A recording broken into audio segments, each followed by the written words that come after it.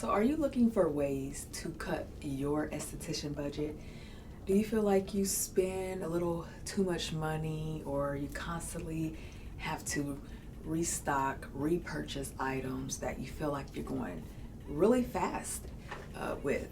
If you feel like that's you and you want to learn how to cut down on costs, continue watching this video, you guys. This is a great video and it will definitely help you to learn how to cut down costs, save money.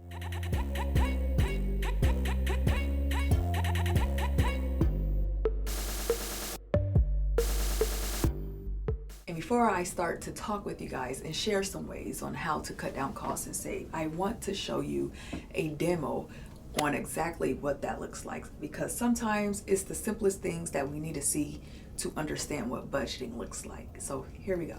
Here I have a facial brush and a big Q-tip. And you guys probably wondering, why does she have this? Well, let's see. Let's explain. This Q-tip is disposable. This brush is not disposable. So you're gonna spend more money if you get Q-tips versus a brush. Both of these does the same thing. These both can apply mask on the face. It can go around the face, but one requires you to wash, sanitize, clean, sterilize, and the other one requires you to throw away. So literally, you guys, it comes down to pretty much what you're willing to do to cut down on costs. And so to me, cutting down on costs would be to use a brush versus a Q-tip. There are scenarios where this comes better versus this. So that's budget cut down cost number one. Let's move on to another way cutting down costs look like. So here, this is simply a cotton, just like a cotton round, but a square. And you guys probably like, okay, well, what is this? Now, I might need this to put some antibacterial cream on somebody's eyebrows, chin, or lip to wipe after I'm done waxing so they won't break out. Or I might even use it to apply a gel base down, some gel, cooling gel down in the private area to wipe. So instead of using the whole entire square, I'll take some scissors and cut right in the middle.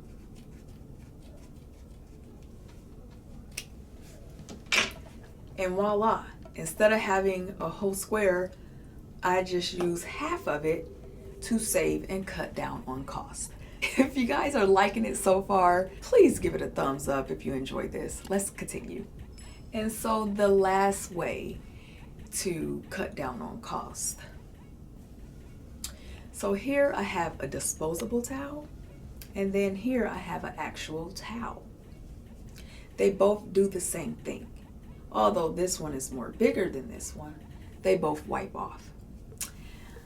This one you can wash, this one you have to throw away, disposable. So instead of purchasing more of these, if you have a large clientele coming in, go with a towel that you can wash and sanitize it clean, and you cut down and save on money. Then over time, of course, when it's wear and tear, you re-up, but you're going to save more money washing versus throwing away. Now, there are situations where you might need this versus this. Like in one of my videos, I say if you use like a mud mask or a charcoal mask, I wouldn't advise you to use your pretty white towel.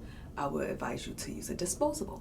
But the odds of you using that mask regularly will have to depend on you. So you might have to use a creamy mask. Change your mask up if you feel like it's cutting into you buying more disposable towels. So sometimes you gotta see what can you switch, what can you change to also save and cut down on costs. Okay, you guys, so that's all I have for the demo part, but let's talk. I want to move on to, someone asked me to do a budget video, so here it is. I hope you enjoy. And number one, I just want to talk about, how much you should be saving when each time you have a client, but this is going to be on a monthly basis. So every time you have a client, just put your money up. regardless. Put your money up, whether it's you have an account or cash, just put it up. You can always transfer the cash into your account. In today's video, I will be talking about how to save, and how to put your money up in either account or some type of bucket, but I'm going to kind of say they're categories. So we're just going to talk about the categories. Think of categories as your saving account or your bucket or envelope system, however you're saving. So I just want to say that so you guys won't get confused on what I mean by categories. Okay, so let's get started. So yes, number one, I recommend you save 50 to 70% of what you make from each client. Do this. I feel like it trains you and it gets you good at saving. And the reason why I said 50 to 70% is because some people can't do 70%. Some people can't do 50%. So these percentages are adjustable, but I don't recommend going lower than 30%. So the other 30% to 50%, I would recommend you use that for your bills, your food, anything you might need to spend money on periodically throughout the week and the month. Use that money for that. And again, those percentages could be adjusted too.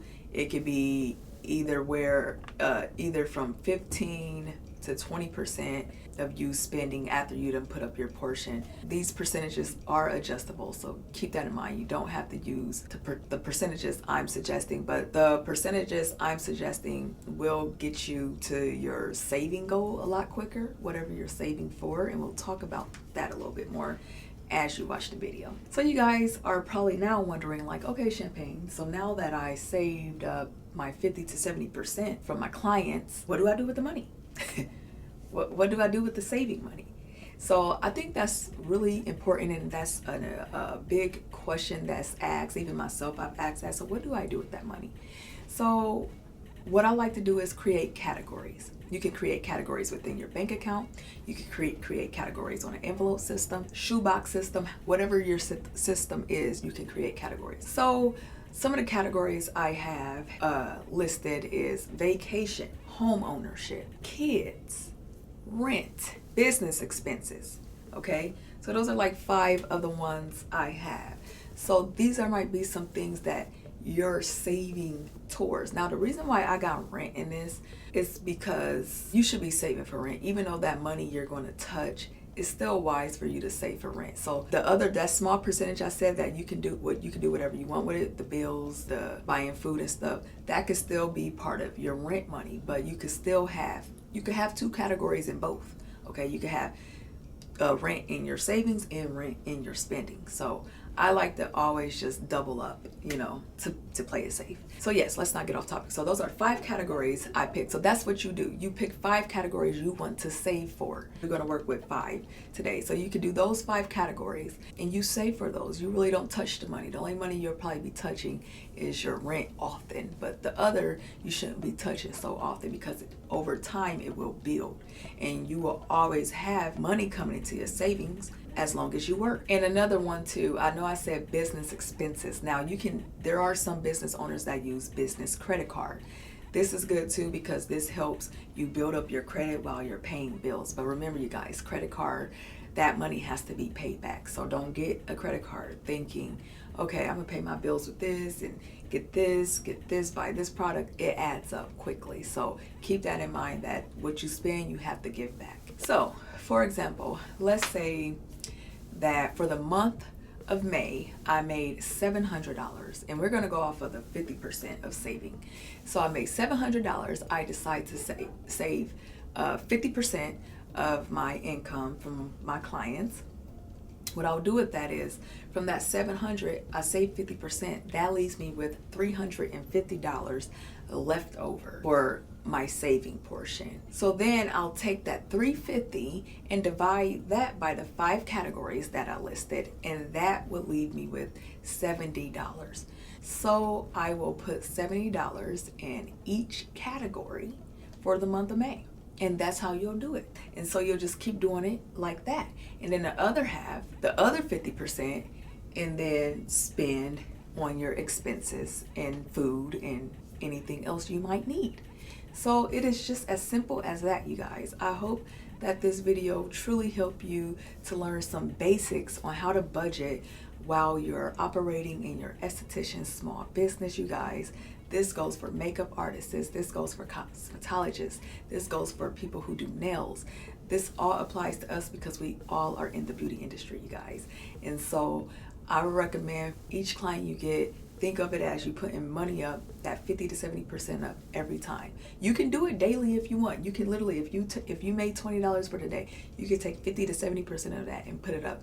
So you can do it daily or monthly or even weekly. But I recommend monthly because it's more easier and it's more money, and then you could just delegate it. But some people like to do theirs daily. I'm not judging. You go do what you need to do, as long as you're saving it. So please, you guys, if you love this video, please give it a thumbs up. It was an honor to do this video, and if you feel like you learned something from this budgeting video and you learned now how to cut down on costs and save a little bit more coins, let me know down in the comments below if you're going to try this way, or you already tried this way. You have any categories that you are using that I mentioned? Let me know in the comments below. I hope you guys enjoyed this video. Please follow me on my other social media platforms, Instagram, Facebook, SB Aesthetics, and I'll catch you back with another video. Ciao.